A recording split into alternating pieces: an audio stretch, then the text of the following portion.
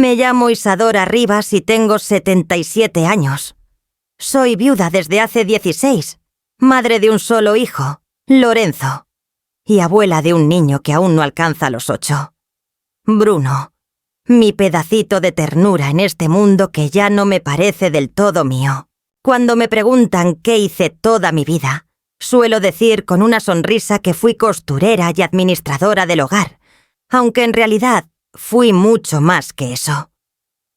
Fui reloj, cocina, pañuelo, sostén y silencio. Fui la que recogía los trozos cuando otros rompían los platos. La que, sin importar la hora, tenía una respuesta, una sopa caliente, una mirada que no juzgaba, aunque por dentro el alma gritara en 1000 idiomas lo que la boca jamás se atrevió a decir. Desde que falleció Tomás, mi marido, he vivido con Lorenzo. Primero él insistió en que me quedara un tiempo después del velorio. Luego me pidió ayuda con el cuidado del bebé cuando Tania, su esposa, volvió al trabajo. Y así, poco a poco, sin planificación ni contrato, me fui quedando. Al principio fue con cariño, con gratitud. Recuerdo que Tania me dejaba flores sobre la mesa los viernes y me abrazaba al llegar del trabajo, como si valorara de verdad lo que hacía por ellos. Pero con el pasar de los años, ese afecto fue diluyéndose, como la tinta que se borra con el sol. Mis gestos de amor se convirtieron en obligaciones tácitas. Ya no agradecían, solo esperaban. Mi desayuno caliente en la mesa, la ropa planchada, los turnos escolares asumidos sin que nadie los consultara. Yo lo hacía todo sin protestar.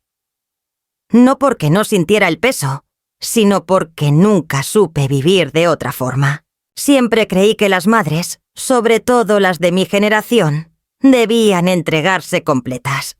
Fui criada entre mujeres que decían que el amor se demuestra en lo que no se ve, en la comida lista aunque no tengas hambre, en el silencio que guarda la que sabe, en la mano tendida incluso cuando la tuya está vacía. Así viví. Así me tragué mis achaques, mis olvidos, mi espalda dolorida al final del día. Así oculté mis sueños de envejecer junto al mar o aprender italiano. Porque, ¿quién tiene tiempo para soñar cuando hay un niño que necesita uniforme limpio para mañana? Mi rincón en la casa era la cocina. Allí pasaba las horas. Nunca tuve una habitación propia. Dormía en lo que antes fue el estudio de Lorenzo, un cuarto sin ventana, con un sofá-cama que crujía cada vez que me daba vuelta. Pero no me quejaba. Me decía a mí misma que el amor no necesitaba comodidades, que era suficiente con ver a Bruno reír, con escuchar sus pasitos por la mañana y saber que podía darle una infancia mejor de la que su padre tuvo. Porque sí, Lorenzo fue criado en carencia, en esa mezcla de ternura y escasez que nos obligaban a inventar cuentos en lugar de juguetes, a dibujar en papel de panadería porque los cuadernos no alcanzaban. Y yo me prometí que si algún día tenía la oportunidad de cambiar esa historia, lo haría sin dudar. Y lo hice. ¿Pero a qué costo? Tania fue cambiando con los años. Nunca fue mala, pero tampoco cálida. Tenía esa forma sutil de marcar distancias sin usar palabras. Reorganizaba mis estantes, criticaba mis guisos con una sonrisa, sugería nuevas formas de modernizar la casa que poco a poco fueron borrando los rastros de mi presencia. Cambió las cortinas que yo había cosido, mandó a guardar mis jarrones para que no se rompan, y redecoró el comedor eliminando cada objeto que hablara de mí. Un día me di cuenta de que en toda la casa no había una sola foto donde yo apareciera. Y no fue un olvido. No. Fue una decisión silenciosa de relegarme al plano de la sombra. Y yo acepté ese rincón, como una vieja lámpara que aún sirve, pero que ya no combina con la sala. Bruno, sin embargo, era mi luz. Era el único que me hacía sentir indispensable. Venía a buscarme para que lo ayudara con las tareas, para que le contara historias, para que le hiciera sus panqueques con forma de dinosaurio. Como decía él, cuando se enfermaba, no quería que lo cuidara Tania, sino yo. Y yo me convertía en el bálsamo de su fiebre, en su arrullo para dormir. Ese amor me sostenía, aunque ya nadie más lo viera. Ese amor era mi último bastión de pertenencia, hasta que una noche, sin querer, escuché lo que nadie quiere oír. Estaba limpiando el pasillo, como de costumbre, cuando oí voces tras la puerta entreabierta del dormitorio de Lorenzo. No fue un grito, ni una pelea. Fue algo peor. Fue una conversación tranquila, serena, decidida. Tania decía: «Tu mamá ya estorba.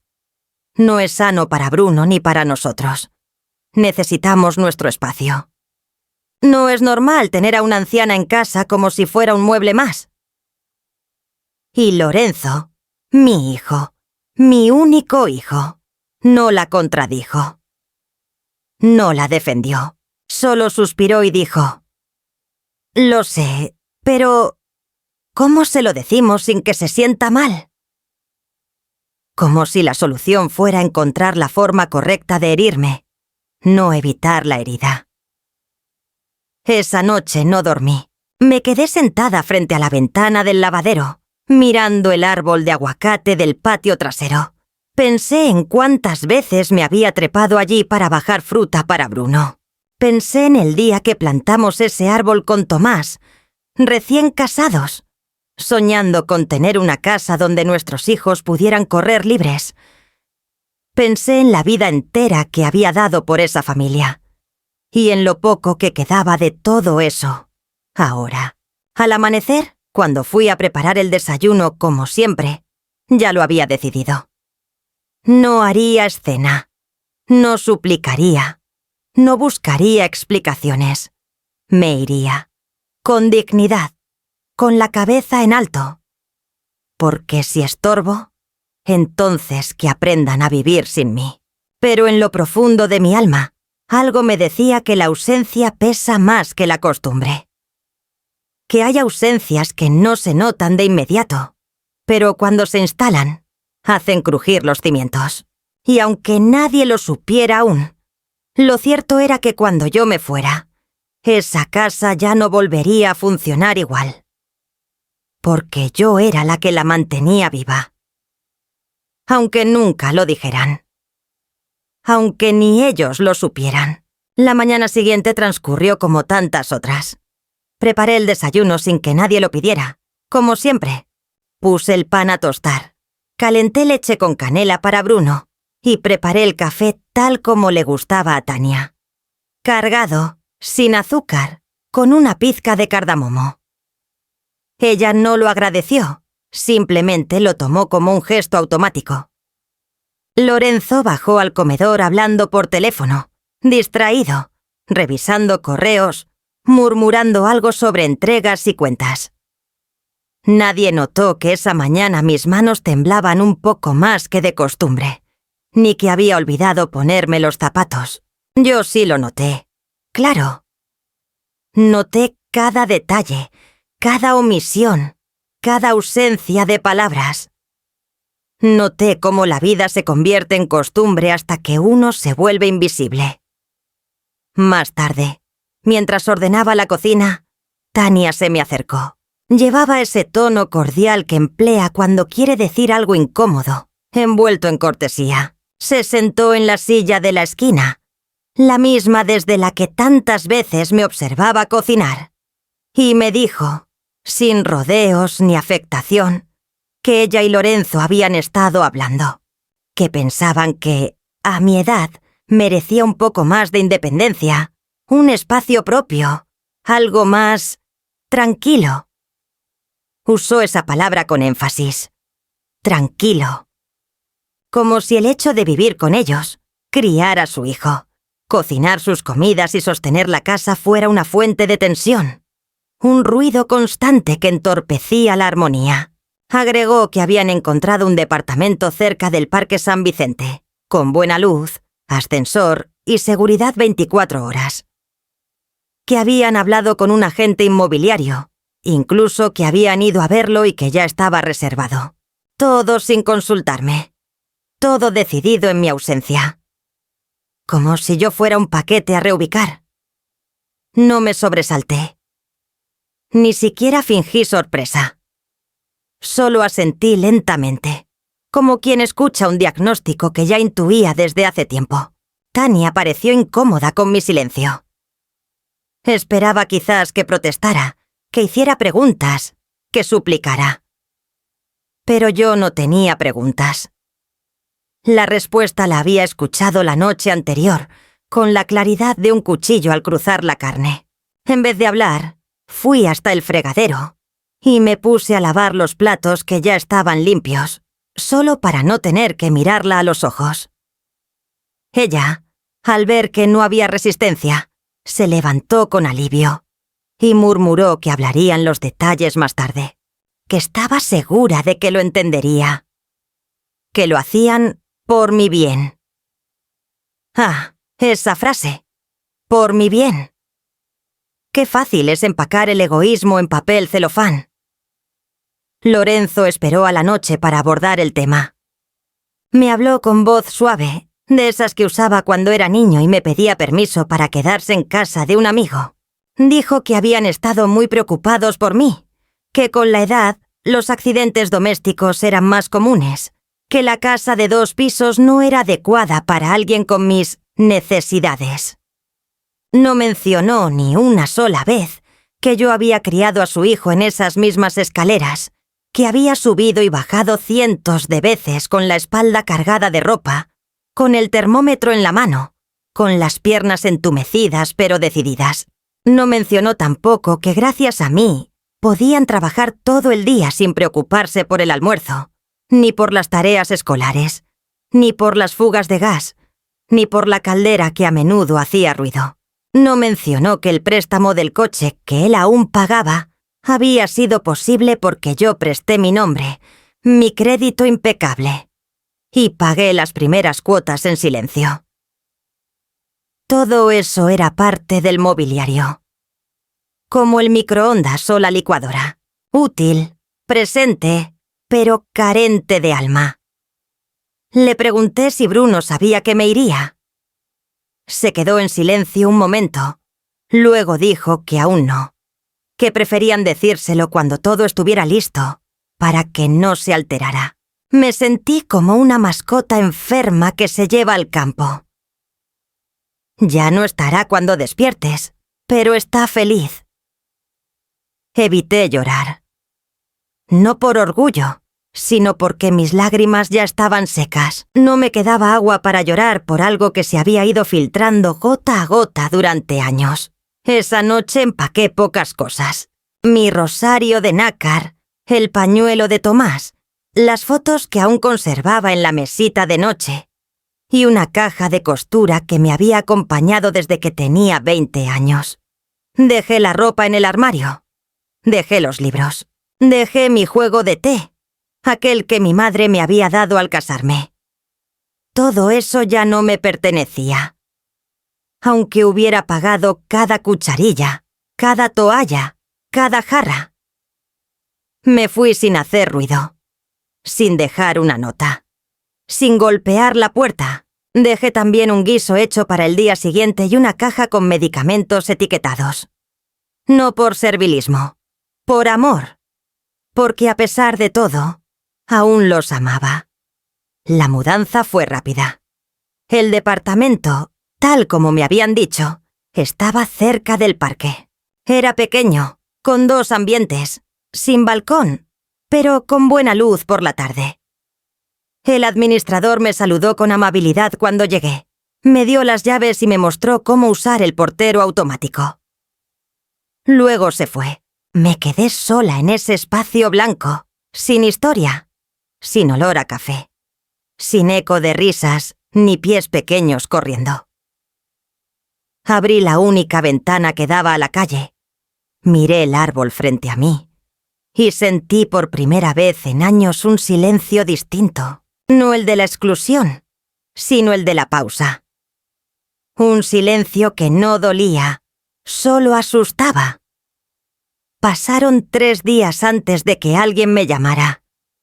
No lo hicieron para saber cómo me sentía. Tania quería preguntarme dónde había guardado la póliza del seguro del auto, porque necesitaban renovarla, y no la encontraban. Yo se la dicté sin comentar que ese seguro lo había contratado yo desde el principio, pagándolo durante 3 años hasta que Lorenzo pudo tomar el relevo. Me agradeció sin entusiasmo y colgó rápido. Luego fue Bruno, con su vocecita dulce, que preguntó por qué ya no estaba en casa. Le respondí con una metáfora.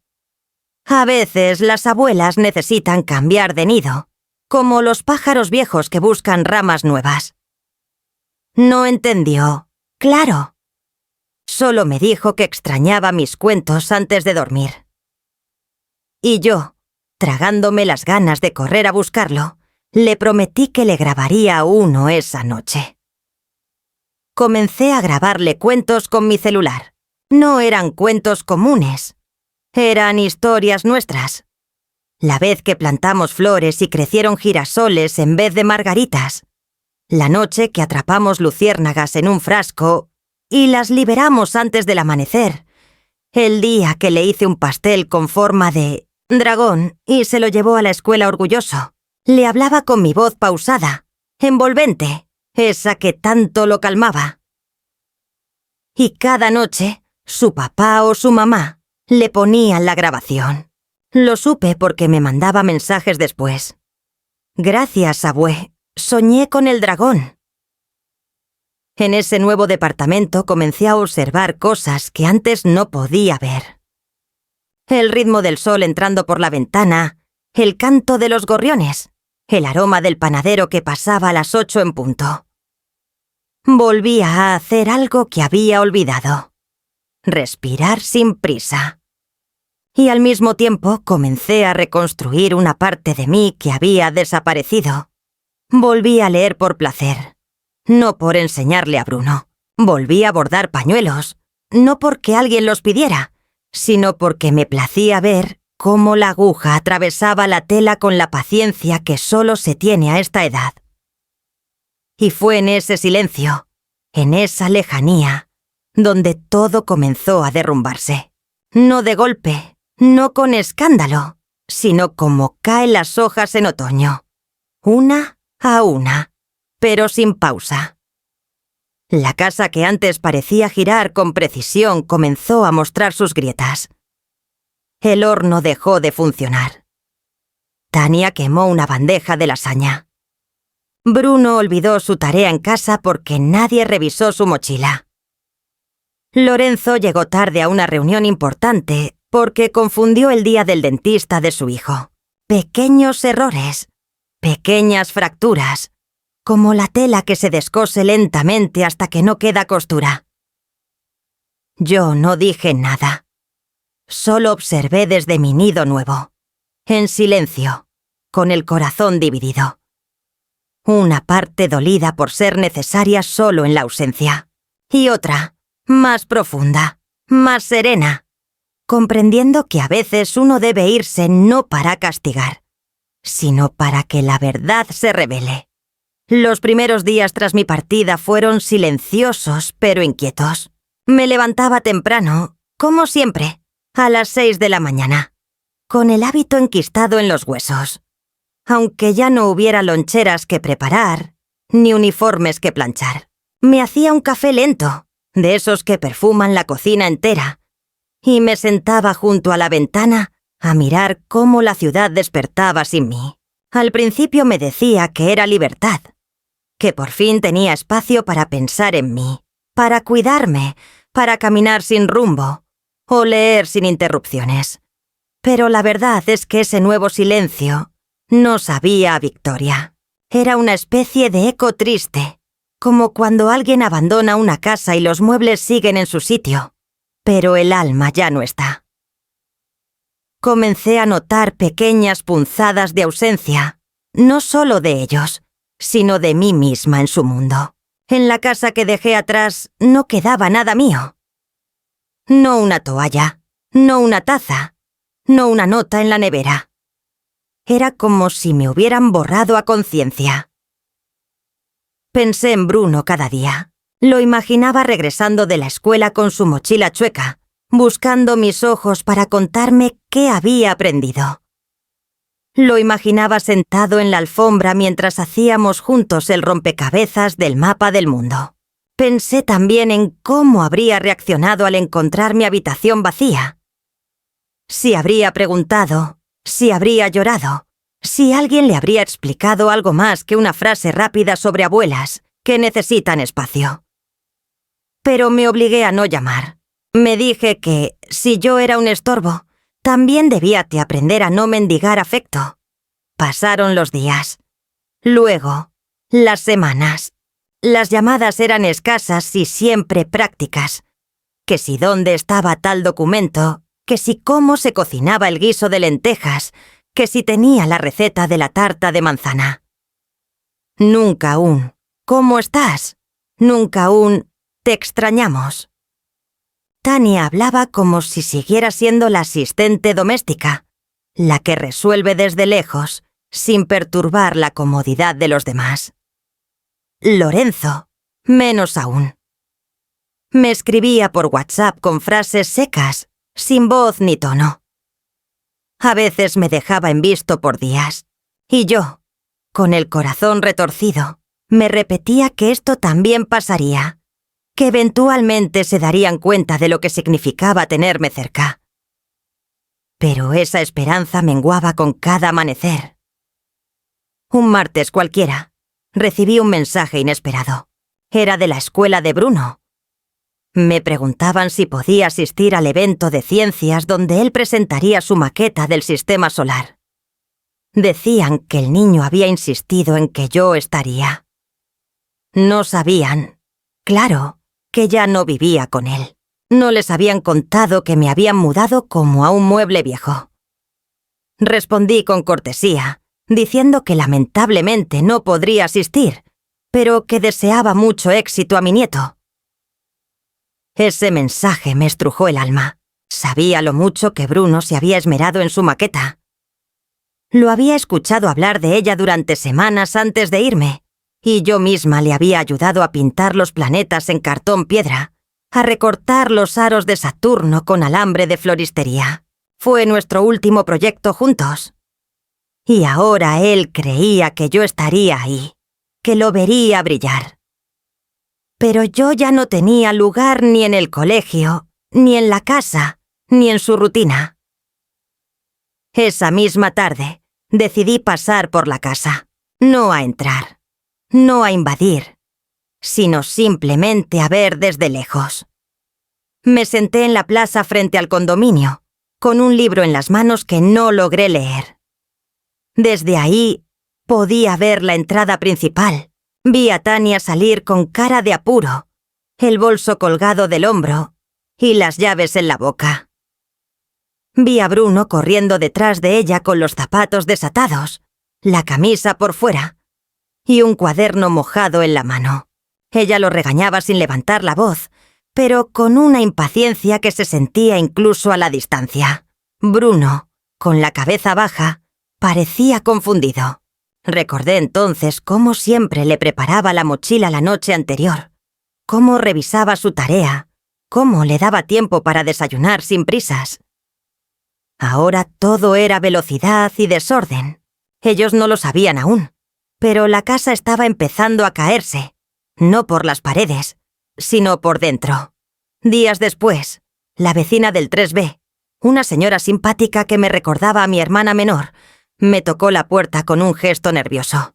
Me contó que Tania la había contactado por recomendación de una amiga para que cuidara a Bruno 2 veces por semana por las tardes, ya que la niñera anterior no estaba funcionando.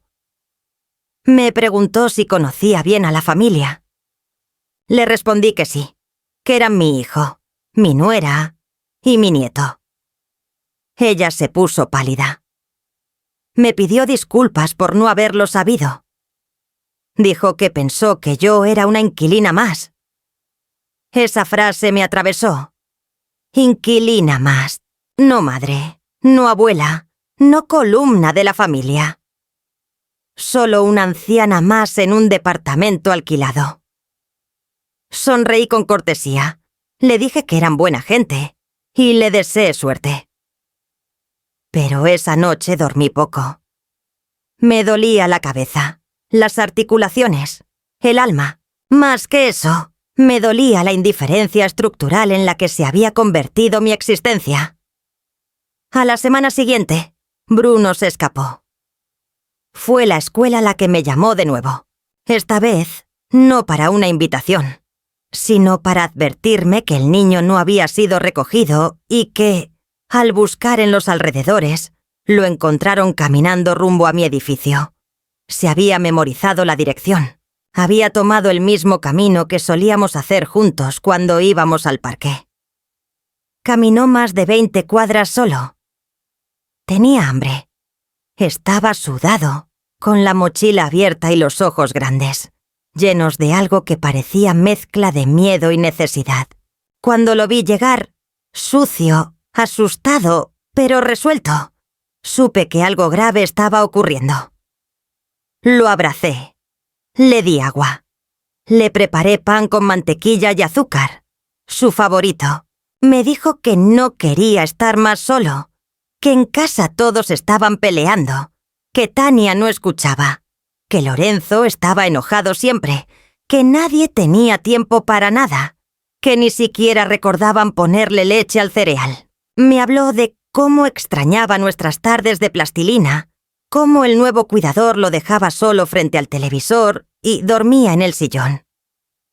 Me preguntó si me había ido porque él había hecho algo mal, y ahí se me quebró todo.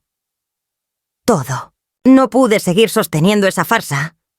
Le dije que no, que nunca, que lo amaba con todo mi ser y que mi partida no tenía nada que ver con él. Y fue entonces cuando decidí que no podía seguir fingiendo, que mi amor no merecía ser ocultado ni compartimentado. Llamé a Lorenzo. Le dije que Bruno estaba conmigo, que había llegado solo, caminando desde la escuela, que estaba a salvo. Me respondió con voz cortante, preocupado más por el escándalo que por el niño. Me dijo que iría de inmediato. Tania llegó antes. Irrumpió como una tromba, con los ojos enrojecidos y la boca llena de excusas. Dijo que había tenido un día difícil, que la niñera no se presentó, que pensó que Lorenzo iría a buscar al niño, que todo fue un malentendido. Yo no la interrumpí. La escuché con esa calma que se alcanza cuando uno ya ha superado el umbral del dolor. Le pedí que se sentara. Le ofrecí té. Me dijo que no tenía tiempo, que estaban tarde, que Bruno tenía que volver. Yo me negué. Le dije que esa noche él dormiría conmigo, que necesitaba tranquilidad, que necesitaba amor, no tensión. Ella protestó, gritó, amenazó con llamar a Lorenzo, con llamar a la policía si era necesario. Le dije que lo hiciera, que estaba lista, que esa era la línea y que ya no iba a moverla más. Cuando Lorenzo llegó, Bruno dormía en el sillón, envuelto en una manta, con mi rosario entre las manos. Lo había tomado sin que yo lo notara. Lo usaba como talismán. Lorenzo estaba pálido. Entró sin saludar. Se sentó y me preguntó por qué hacía esto. ¿Por qué sembraba conflicto? Le respondí con la misma frialdad que él usó para decidir mudarme sin consultar.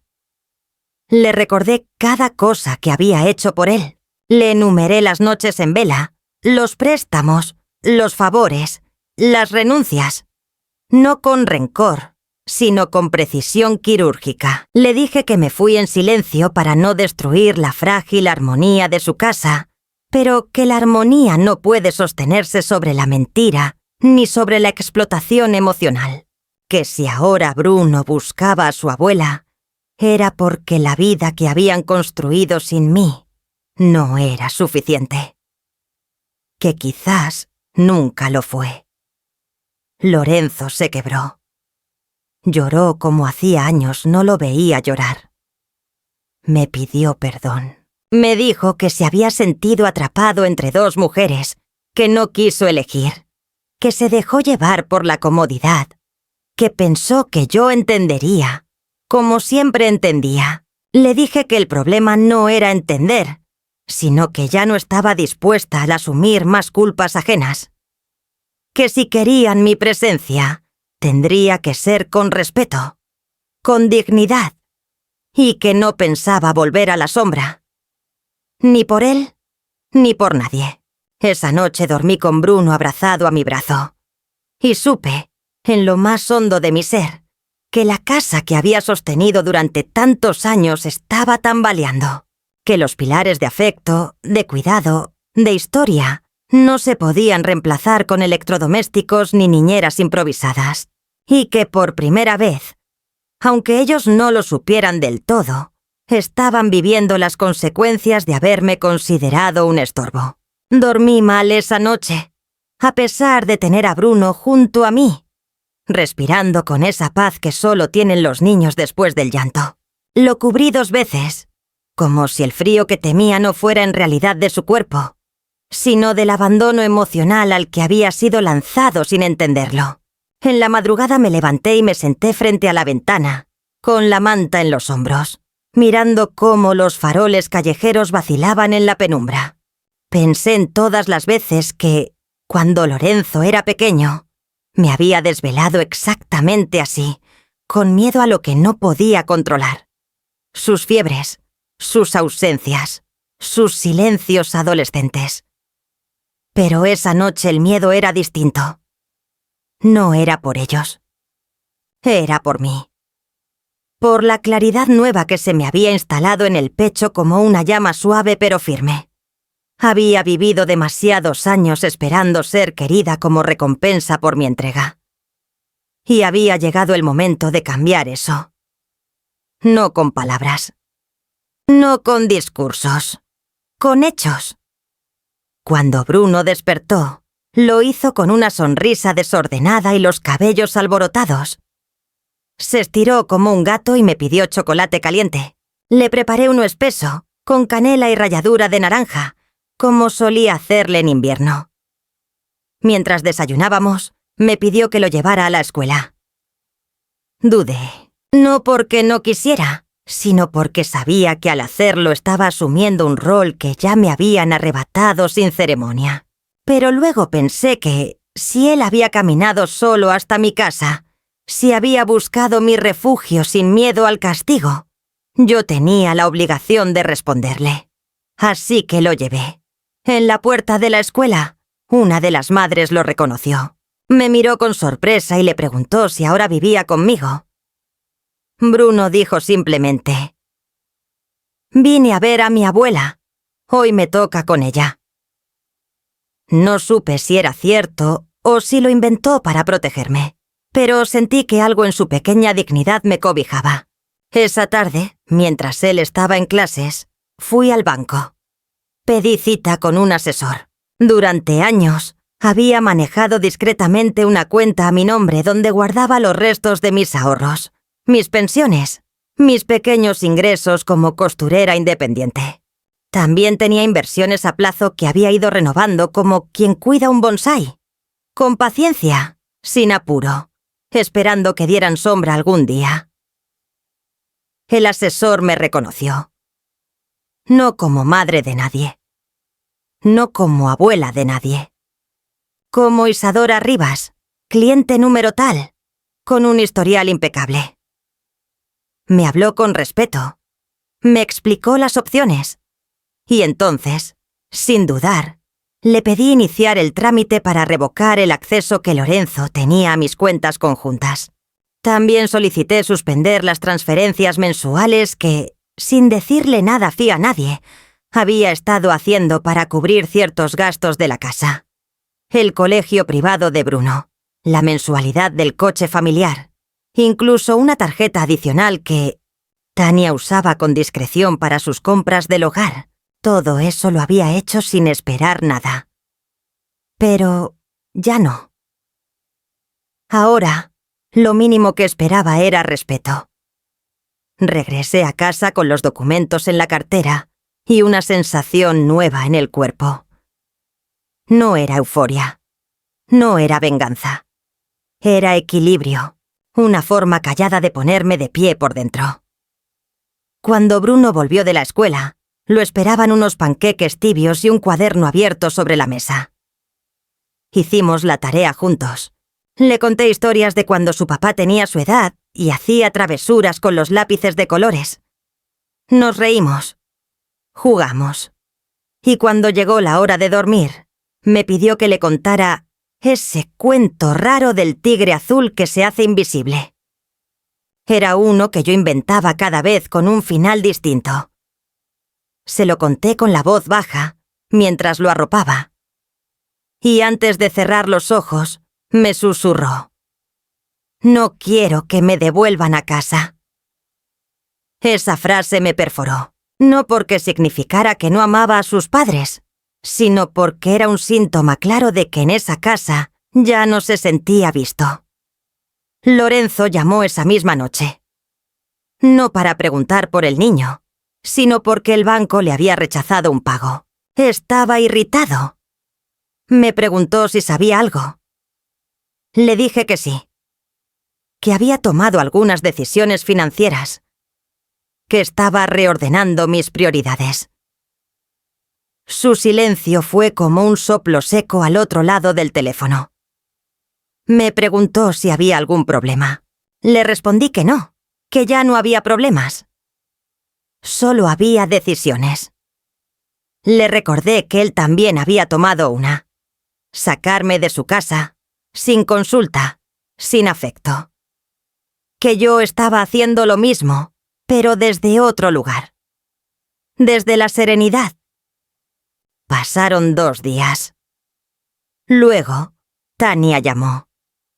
No para pedir disculpas, no para mostrar preocupación por su hijo, sino para reclamar que no era justo que tuviera al niño sin autorización. Le respondí que si Bruno había llegado solo, era porque en su casa nadie lo protegía como merecía, que si yo estaba tomando medidas, era porque durante años me había comportado como una madre, una abuela, una cuidadora, sin contrato, sin horario, sin paga, sin reconocimiento. Que ahora, simplemente, estaba devolviendo las cosas a su lugar. Al día siguiente, Lorenzo apareció en mi puerta. No venía solo. Traía a Bruno de la mano y a un abogado. Me dijeron que querían discutir la situación legal del niño. Que si yo estaba pensando en quedármelo, necesitaban saberlo. Me quedé helada, no por la presencia del abogado, sino por la forma en que me hablaban. Como si fuera una amenaza. Como si mi amor por Bruno tuviera que pasar por un tribunal. Les pedí que se sentaran. Saqué mis documentos. Les mostré los papeles del banco, las escrituras de la casa que aún estaba parcialmente a mi nombre, las facturas de los últimos 10 años donde yo figuraba como garante de sus decisiones. Les mostré todo lo que había callado. Tania se puso pálida. Lorenzo bajó la cabeza. No porque descubrieran algo ilegal, sino porque comprendieron la dimensión de su ceguera.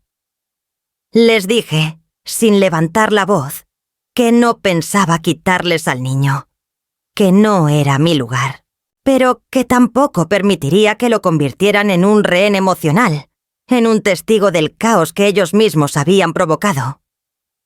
Que si querían reconstruir su familia, tendrían que empezar por reconocer sus errores. El abogado no dijo nada, solo asintió. Bruno, sentado en el sofá, jugaba con mi rosario otra vez. Cuando se fueron, él me abrazó fuerte. Me dijo al oído: «No quiero que te vayas más». Le respondí que no me iría, que siempre me tendría, pero que a veces los adultos se equivocan y que eso también forma parte de crecer. Esa noche recibí un mensaje inesperado. Era de mi sobrina Clara, hija de mi hermana mayor. Me decía que había visto un video en redes donde Bruno hablaba en el colegio sobre su maqueta del sistema solar con su abuela. Lo había grabado una maestra. Lo compartieron como ejemplo de vínculo familiar fuerte. Ella se emocionó. Dijo que al ver eso recordó lo que yo había sido para todos. La tía que siempre aparecía con comida, con cuentos, con consejos. Me agradeció por cosas que yo ya había olvidado. Y entonces lloré. Lloré largo. Por lo que se había roto. Por lo que aún podía repararse. Por lo que había aprendido. Por lo que todavía no sabía. Y así comprendí que había llegado el punto en que ya no era la mujer desplazada, la madre invisibilizada, la abuela funcional. Era una mujer completa, con historia, con poder, con voz. Y por primera vez en muchos años, comencé a escribir en un cuaderno viejo que guardaba en el armario. No para otros. No para que me lean. Para mí. Para recordar que antes de ser madre, esposa, abuela y cuidadora, había sido Isadora. Y que ella seguía aquí. Firme. Viva. Necesaria. Aunque les costara verlo. La mañana siguiente a aquel momento de claridad no fue tranquila. Me levanté con el cuerpo tenso y el corazón encogido, sintiendo que algo nuevo se agitaba dentro de mí, como una semilla en tierra seca.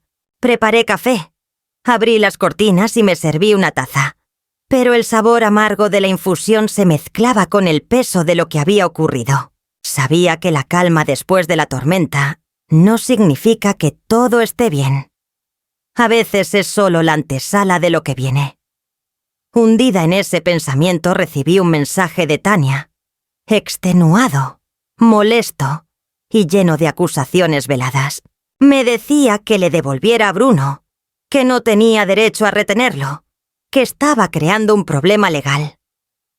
El mensaje rezumaba culpabilidad ajena disfrazada de superioridad. Sabía que dentro de esa tormenta de palabras había miedo, miedo que me intimidara, que yo avanzara, que reclamara lo que me correspondía. Porque no era solo un niño, era mi nieto, y no estaba dispuesta a permitir que lo utilizaran para devolverme a la invisibilidad. Al caer la tarde, después de clases, esperé en la puerta de la escuela con documentos legales en la mano y el corazón palpitando con fuerza. Bruno salió corriendo hacia mí, con la mochila a medio cerrar, una media rota y ojos llenos de alegría y algo más. Esperanza renovada. Al abrazarlo, supe que si él estaba conmigo, yo tenía la obligación de protegerlo con todo lo que fuera capaz. Sin insultos, sin dramatismos, sin bloqueos de comunicación, lo tomé de la mano y lo llevé a casa. No podía dejarlo ahí sin más apoyo, sin más respaldo. Y aunque sabía que la tormenta se acercaba, lo hice con la serenidad de quien sabe que, a veces, lo correcto exige enfrentarse al caos. Cuando llegamos, Tania estaba esperándonos. Cruzó los brazos y pronunció un «¿Dónde lo tenías?», que no era una pregunta, sino una acusación. Yo le respondí con calma que estaba estudiando conmigo, que lo había recogido porque nadie más lo hacía, y que me parecía vital que estuviéramos seguros antes de entregarlo. Entonces Lorenzo entró en la casa con una maleta. Dijo que se hospedaba en un hotel por unos días, que necesitaba tiempo, espacio, reflexión. No se disculpó por nada. Solo explicó que la tensión le estaba consumiendo. Sustituyó su enojo por cansancio. Me pareció el arquetipo de un hombre que no sabe lidiar con los límites y que los transforma en excusas para retirarse. Me observó con tristeza y dijo que tenía que irse. Yo respondí que lo entendía, que siempre lo había entendido, incluso cuando no lo demostraba. Él tomó a Bruno, lo cargó, le dio un beso sin mirar y se fue sin una palabra más. Me quedé sola con Tania. Ella esperaba un ataque, un reproche, una demanda. Pero solo vio las llaves del carro que le entregué. Sin drama, sin letra alta, sin amenaza legal. Le dije que podría venir a recogerlo cuando quisiera, que el departamento estaba abierto, que sabía lo importante que era pararse desde la dignidad, no desde el bando de los chantajes. Ella rompió a llorar de nervios, de frustración, de algo que parecía mezcla de culpa y miedo. Le pregunté qué temía. Contestó que tener que demostrar quién era, que siempre la habían juzgado, que sentía que su vida se desmoronaba. Me sentí atrás en el tiempo, como aquella Tania joven, insegura, casada con mi hijo desde hacía poco, que me buscaba consejos en los primeros días de maternidad, la que escuchaba mis anécdotas y lloraba cuando le decía que no había receta, que cada madre hacía lo que podía. Y la vi ahí, convertida en la mujer que había organizado su propia expulsión. Me dolió verla llorar, pero no porque quisiera consolarla, sino porque entendí que en el miedo y la culpa también hay gente a la que no olvidé amar. Durante esa primera noche, mientras Bruno dormía acurrucado en mi cama, yo releí los papeles que había reunido. Los estatutos de la cuenta paralela, las transferencias mensuales, los documentos de la hipoteca conjunta que finalmente yo había estado pagando. También tenía imágenes, fotografiadas por mi sobrina, de cuanto había hecho en esa casa con mis manos. El jardín, los cuadros, los muebles restaurados, el triciclo de Bruno con mis manos pintándolo de rojo. Tenía la memoria en papel, tangible. Y comprendí que, a veces, ser fuerte no solo implica pararse firme, sino transmitir ese poder a los que dependen de ti. Si bien Tania y Lorenzo podían presionar legalmente, no podían borrar el legado afectivo que había sembrado en ese niño. Y ese legado era mi verdadera protección.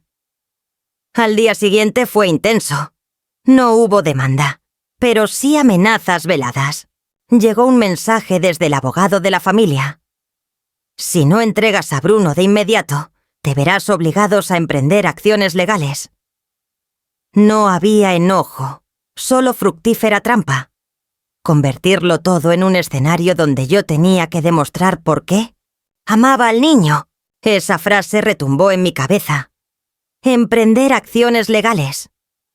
Como si mi amor necesitara validación jurídica. Contesté con serenidad.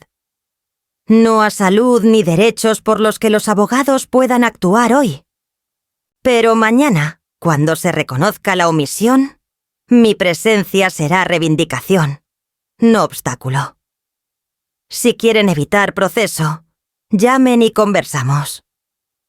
Cerré la sesión de chat y sentí un peso salir de mi pecho, porque al fin no respondí al miedo. Tomé a Bruno de la mano y fuimos al parque que estaba frente a mi viejo hogar, el del árbol del que solíamos bajar aguacates juntos. Le conté una historia sobre los hilos invisibles que unen a las personas, como las raíces del ceibo. Él me escuchó con el sol sobre su cabeza, con la brisa avisando que el invierno llegaría pronto.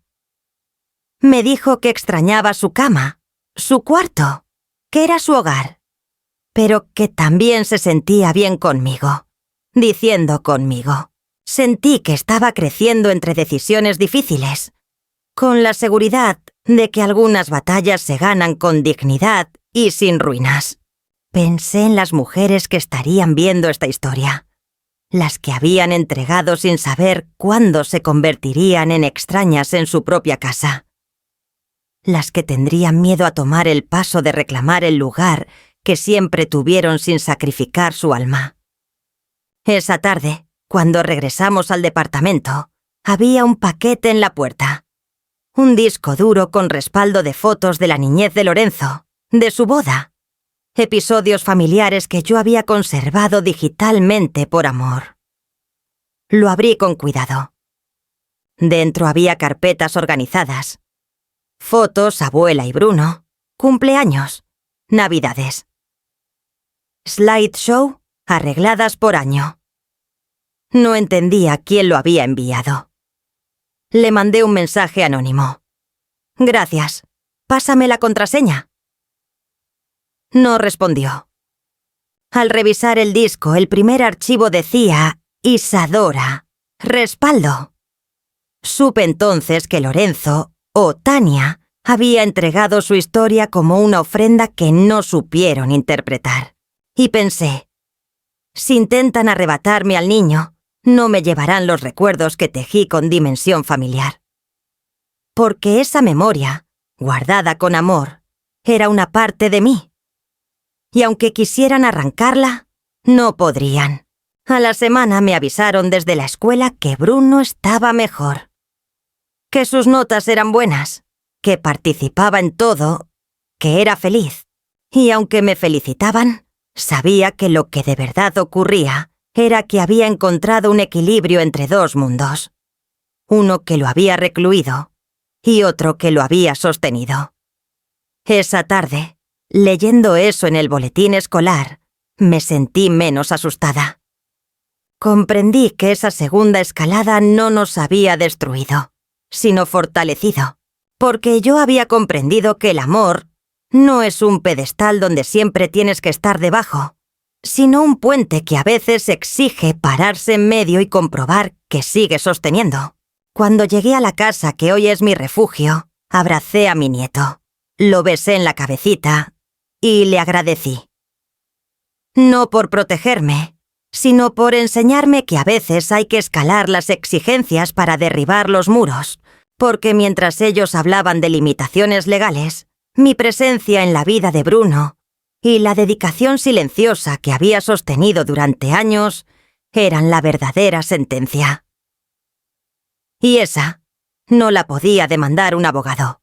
Llegó el día que temía y al mismo tiempo tenía que llegar. Aquello que llevaba planeando días, semanas, meses, se materializó con una llamada. Nos citaban en una oficina de mediación familiar. Había un mediador neutral, la presencia de un abogado de la familia y el silencio tenso de dos sillas frente a la mía. Cuando Bruno se aferró a mi mano, me miró como buscando mi seguridad, y en ese instante comprendí que el momento decisivo estaba allí mismo. No era un juicio. Era una oportunidad de hablar sin gritos ni máscaras, en un espacio pensado para resolver sin fuego. Me sacaron el rosario del bolsillo de la blusa, y al abrazarlo, sentí que portaba toda una historia en mis dedos. El mediador empezó con voz diplomática, pidiendo que cada uno explicara su versión sin interrupciones. Tania habló primero. Su voz titubeaba como escalera mal clavada en la pared. Dijo que sentía que la familia se había desmoronado, que mi presencia la había inmovilizado, que ella también era madre y esposa, que había perdido su propia casa al verme instalada como huésped eterno. Luego fue Lorenzo. Su voz se quebró.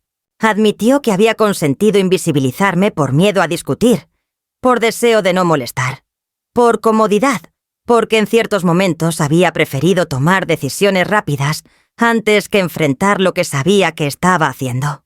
Dijo que me amaba, que estaba confundido, que temía haberme roto el corazón sin darse cuenta. Cuando me llegó el turno, respiré hondo. Miré al mediador a los ojos para asegurarme de que estaba presente. Miré a ellos, especialmente a mi hijo, a quien llevaba un beso largo grabado desde el día en que lo sostuvo por primera vez. Y sin prisas, dije, no vine aquí a pedir lo que merezco. Lo dije despacio, queriendo depositar en la sala el peso de cada palabra.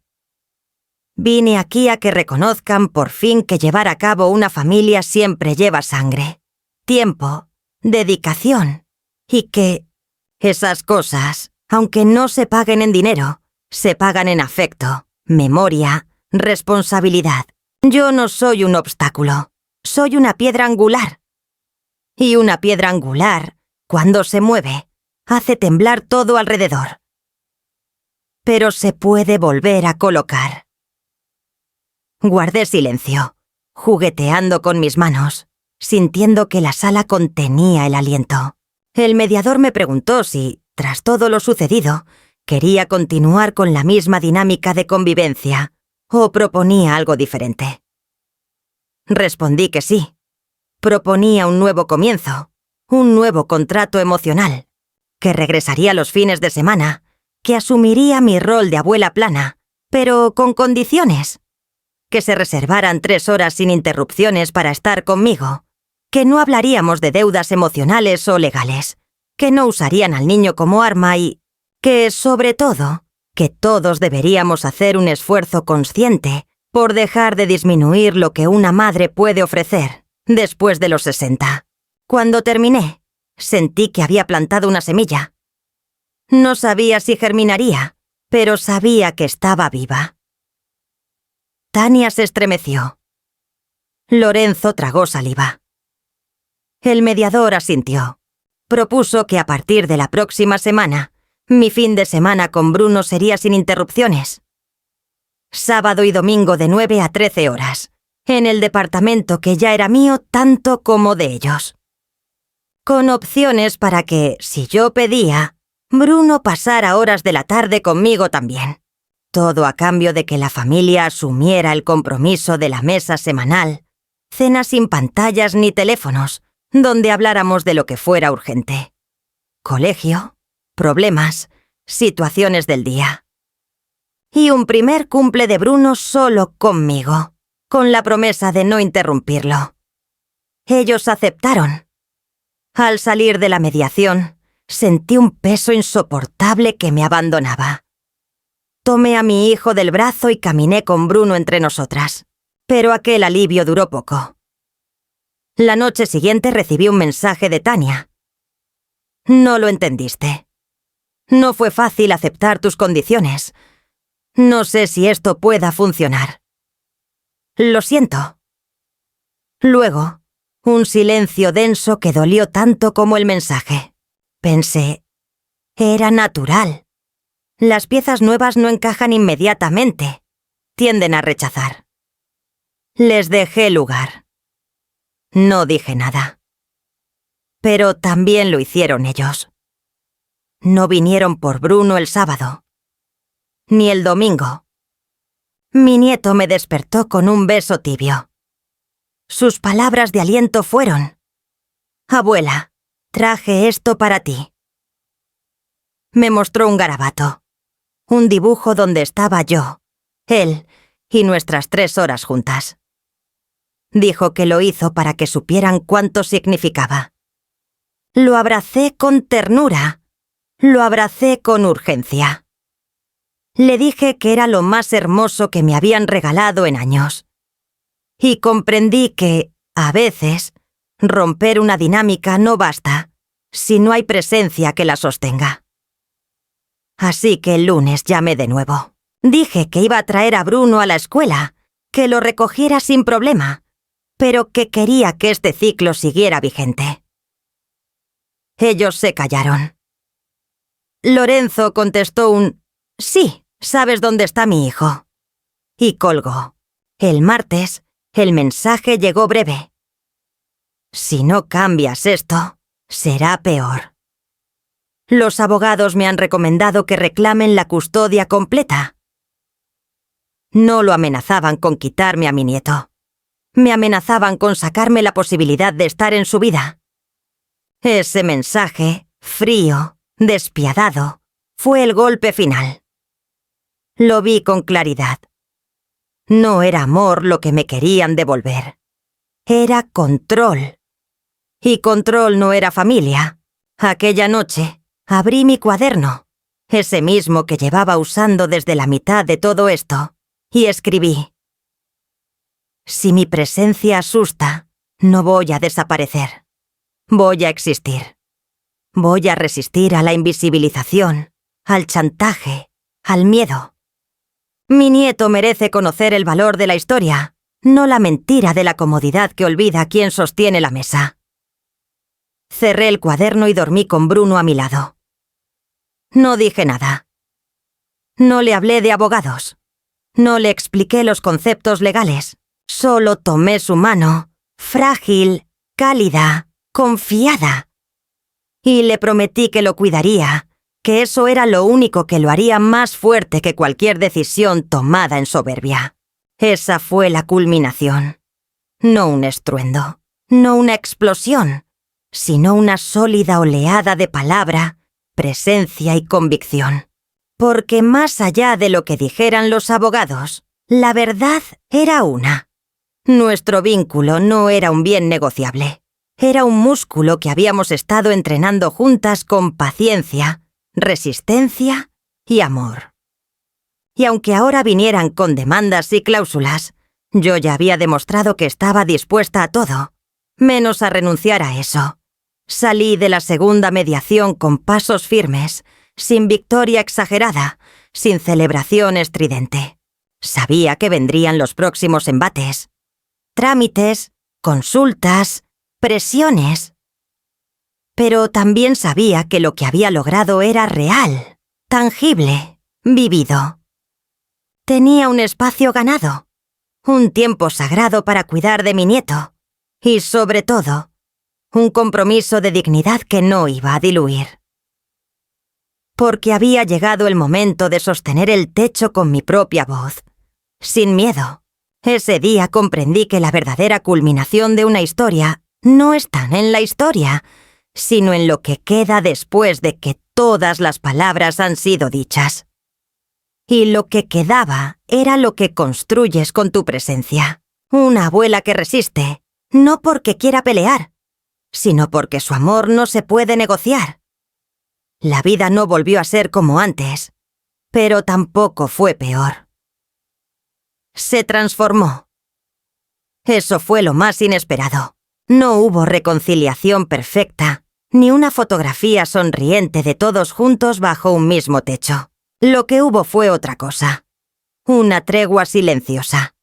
Un acuerdo no escrito entre tres adultos cansados de hacerse daño, y un niño que había enseñado más con su ternura que cualquier argumento o sentencia. Tania ya no me hablaba con esa amabilidad forzada, ni con esa superioridad disfrazada de gestión doméstica. Ahora usaba un tono neutro, seco a veces, pero sin veneno. Lorenzo volvió a escribirme mensajes escuetos, a veces para consultar cosas pequeñas, como si buscara excusas para romper el hielo sin perder el control. Yo los respondía cuando quería, sin prisa, sin necesidad de demostrar nada. Me había acostumbrado al ritmo de la soledad elegida. Ya no deseaba volver a ese hogar como inquilina emocional. Bruno seguía viniendo los fines de semana. Puntual, con su mochila, sus dibujos, sus historias. Había aceptado que el amor no siempre vive bajo el mismo techo, pero que puede ser firme y consistente si se lo cuida. Con él cocinábamos, jugábamos, leíamos y también hablábamos de temas que ni siquiera su madre o su padre se atrevían a tocar. Me preguntaba por la muerte, por los recuerdos, por lo que pasa cuando uno se siente invisible. Y yo le respondía con la verdad, no con dulzura prefabricada. Le dije que a veces las personas desaparecen sin irse y que uno tiene que aprender a mirarse para volver a existir. Él parecía entender, como si llevara dentro una semilla de sabiduría que el caos de los adultos aún no había logrado sofocar. El departamento, aquel pequeño espacio que había recibido mis lágrimas silenciosas al principio, se convirtió en un refugio. No un castillo, ni una cabaña mágica, sino un lugar donde todo lo que era mío tenía nombre y lugar. Volví a coser con frecuencia, no para otros, sino para mí. Arreglaba mi ropa, bordaba servilletas, inventaba figuras absurdas que solo Bruno y yo comprendíamos. Escribía en mi cuaderno, ya casi lleno, y pensaba en cómo tantas mujeres de mi edad habían sido expulsadas de sus vidas sin que nadie lo notara. En la tienda, en la plaza, en la iglesia, veía a otras como yo, con el gesto tranquilo y la espalda encorvada, pero los ojos vivos. Mujeres que alguna vez lo dieron todo y ahora apenas ocupaban espacio en las fotografías de cumpleaños. Pero también sabía que muchas habían empezado a hablar, a reclamar, a poner su nombre donde lo habían borrado. Yo no estaba sola. Un día, sin anunciarse, Lorenzo llegó a mi puerta. Solo, sin Bruno, sin carpetas. Llevaba una bolsa con medialunas y una flor mal envuelta en papel de panadería. Me pidió permiso para entrar. Lo dejé.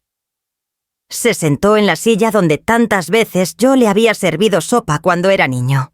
Me dijo que había estado pensando mucho, que no sabía cómo reparar todo, pero que quería empezar por mirarme sin miedo. Me habló de sus silencios, de cómo lo habían educado para no confrontar, para evitar el conflicto. Me dijo que me había querido siempre, pero que no sabía cómo amar a una madre que no pedía nada, que le resultaba más fácil responder a las exigencias que a la entrega callada. Me pidió que no lo disculpara, porque no merecía perdón todavía, pero que no se iría sin decirme lo que debía haber dicho hace mucho. Gracias por no soltarnos, ni siquiera cuando nosotros te soltamos primero. No lloré. Ya no me salían lágrimas.